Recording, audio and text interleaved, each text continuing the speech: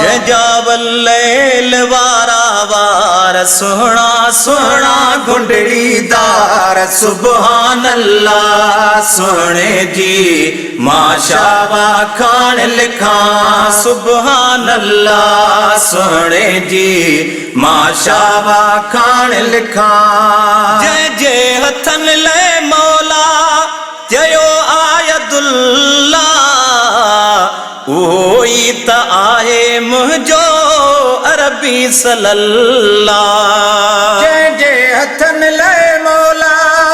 जयो आयदुल्ला ओई त आहे मुझो अरबी सल्लल्लाह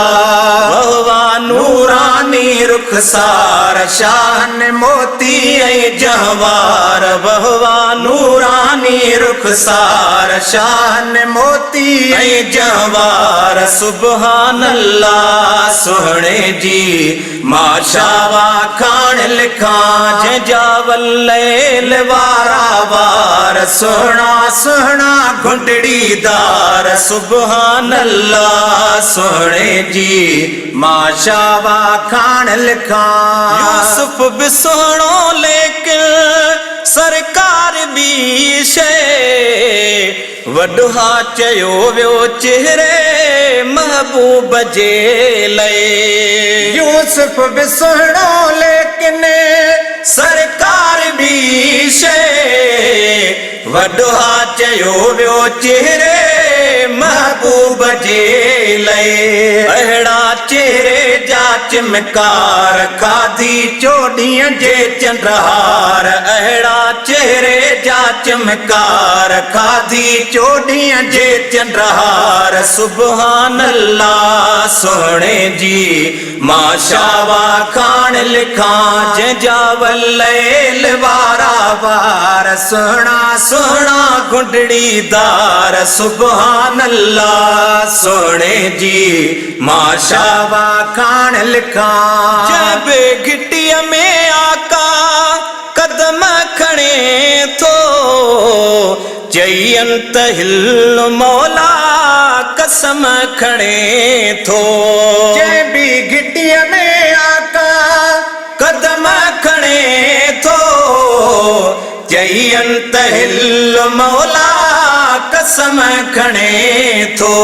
जाथे प्यारे रखिया पेजार सारे रस्ते में हुबकार जाथे प्यारे रखिया पेजार सारे रस्ते में हुबकार सुबहान अल्लाह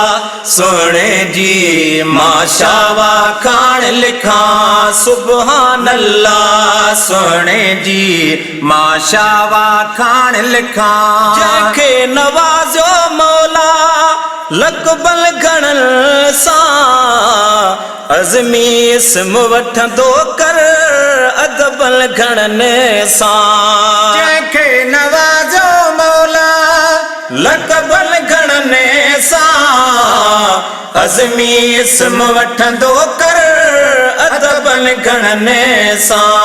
आही जीअरो जा बिजमार गंढ तूं ताज धणीअ सां तार आही जीअरो जा बिजमार गंढ तूं ताज धणीअ सां तार सुबहान अल्लाह सोहणे जी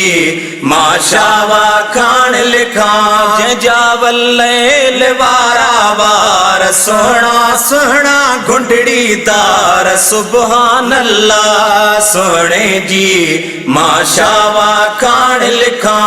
सुबहान अल्लाह सोहणे जी माशावा खान लिखा।